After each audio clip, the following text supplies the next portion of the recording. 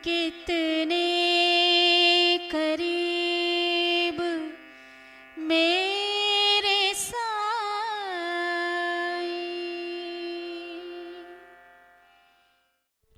ओम साईनाथाय नमः। मेरे बाबा के प्रिय भक्तगण जो मेरे देश में है, विदेशों में है, आप सभी को मेरा साई राम।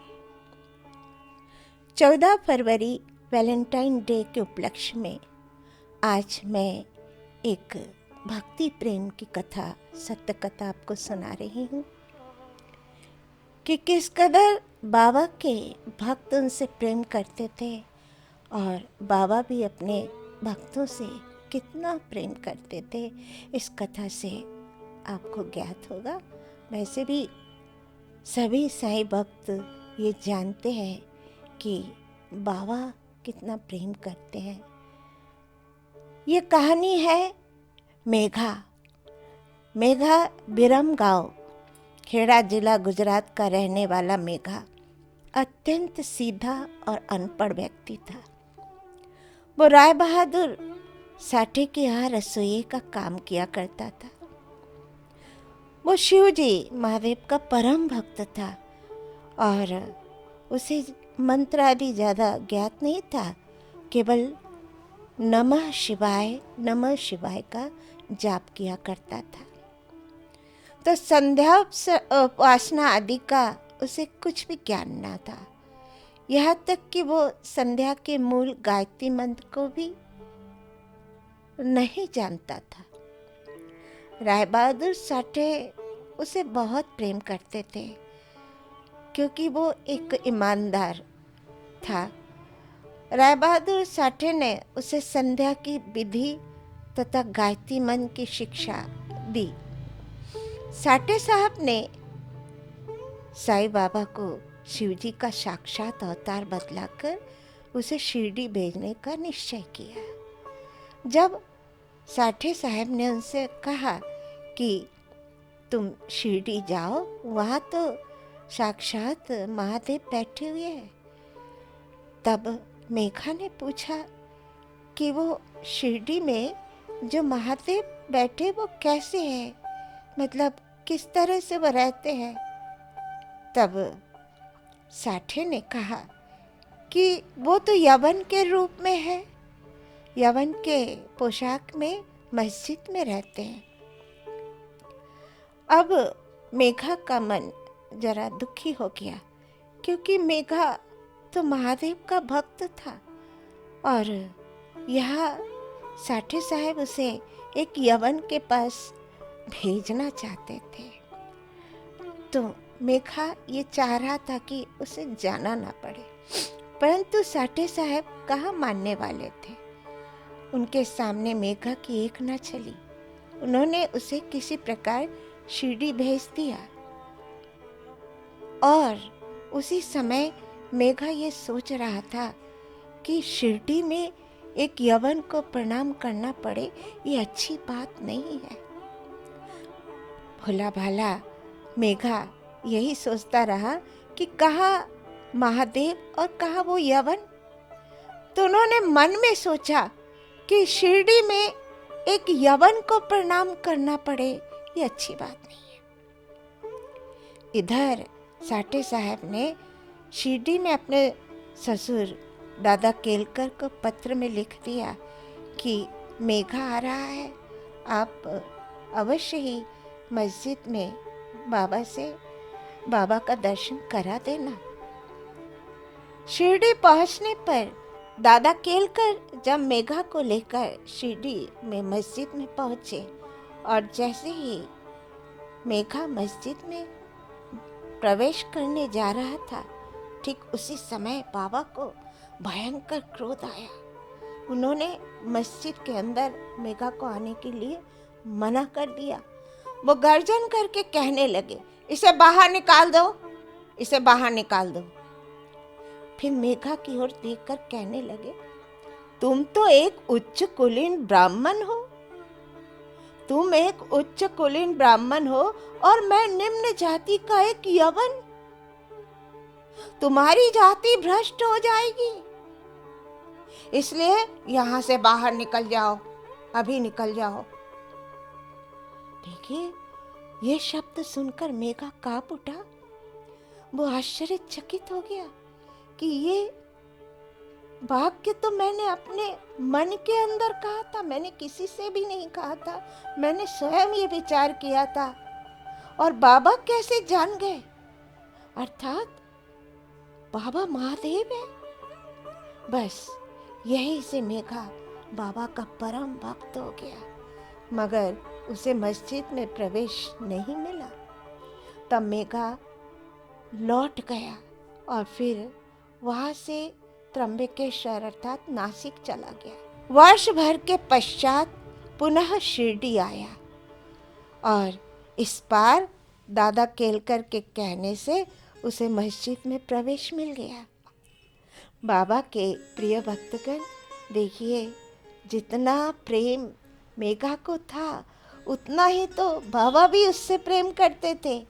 अब मेघा प्रतिदिन बिल्व पत्र लेने के लिए जंगल की ओर चले जाते थे।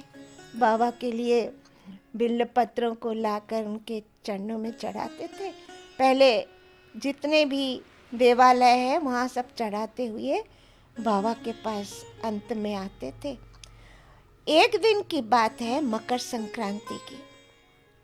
मकर संक्रांति के अवसर पर मेघा ने विचार किया कि बाबा तो महादेव है, बाबा को चंदन का लेप करूँगा, गंगा जल से स्नान कराऊंगा, पर अनुमति लेना भी जरूरी है। बाबा के पास मेघा पहुंचा और स्वीकृति मांगी कि बाबा आप अनुमति दे दो, मैं आपको चंदन का लेप करूंगा, गंगा जल से स्नान कराऊंगा, बस एक बार अनुमति दे दो। पर बाबा ने पहले स्वीकृति नहीं दी, पर मेघा छोड़ने वाला कहा था, लगातार प्रार्थना करता रहा। आखिर भक्त जब पीछे ही पड़ जाते तो भगवान को मानना ही पड़ता है। प्रार्थना के उपरांत बाबा ने स्वीकार कर लिया। अब देखिए, 8 कोस की दूरी अर्थात गोदावरी नदी का पवित्र जल लाने के लिए मेघा को 8 कोस का चक्कर लगाना पड़ा। जल लेकर लौट आया। दोपहर का वक्त था, उसने स्नान कराने की पूर्ण व्यवस्था कर ली थी। मेघा ने बाबा से कहा कि बाबा अब आप तैयार हो जाइए। फिर से कहा, बाबा आप तैयार हो जाइए। तब बाबा ने पुनः मेघा से अनुरोध किया। देखिए, भगवान भी अपने भक्त से अनुरोध करते हैं। बाबा ने अनुरोध करके कहा, अरे मेघा, मुझे इस झंझट से दूर ही रहने दो, मैं तो एक फकीर हूँ, भला मुझे गंगा जल से क्या प्रयोजन है। परंतु मेघा कहाँ मानने वाला था, उसने कुछ भी नहीं सुना। मेघा की ये दृढ़ धारणा थी कि शिवजी गंगा जल से अधिक प्रसन्न होते हैं और बाबा तो मेघा के लिए साक्षात शिव थे। हम सभी भक्त के लिए बाबा साक्षात शिव है। तो ऐसे शुभ पर्व पर अपने शिव जी को स्नान कराना मेघा ने अपना परम कर्तव्य समझा।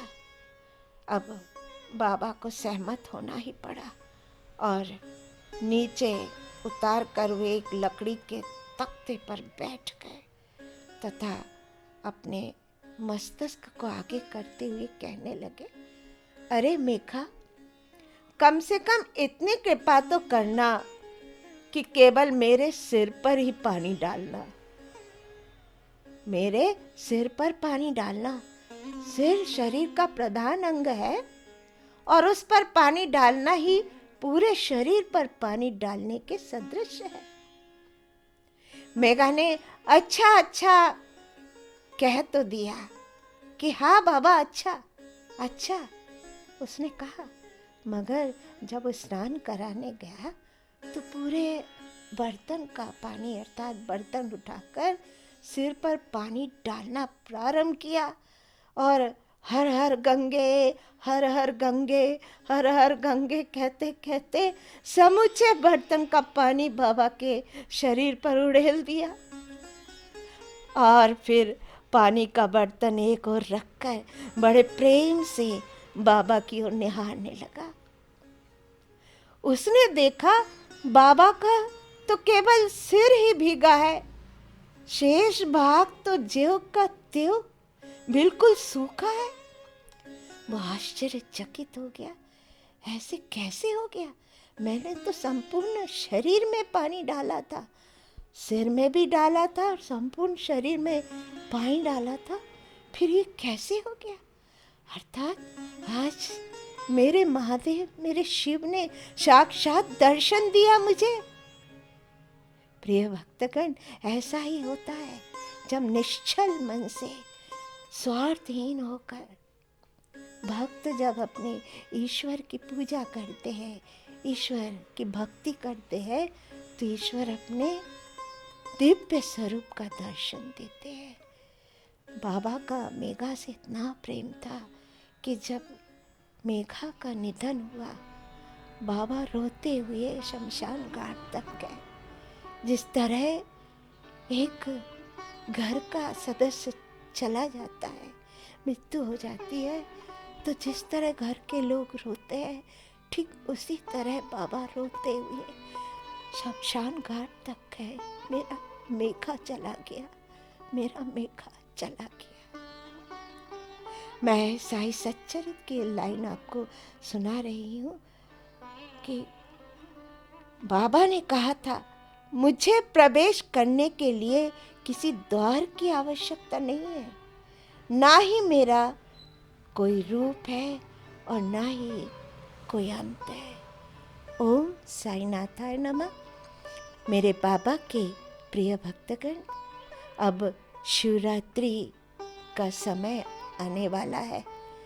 मैं आगामी तिथि पर अपने साईं को, चूँकि मैं शिव समझती हूँ महादेव, इसलिए मैं शिव पुराण से 12 ज्योतिर्लिंग के अलावा अन्य ज्योतिर्लिंगों के विषय में आपको श्रवण कराऊंगी।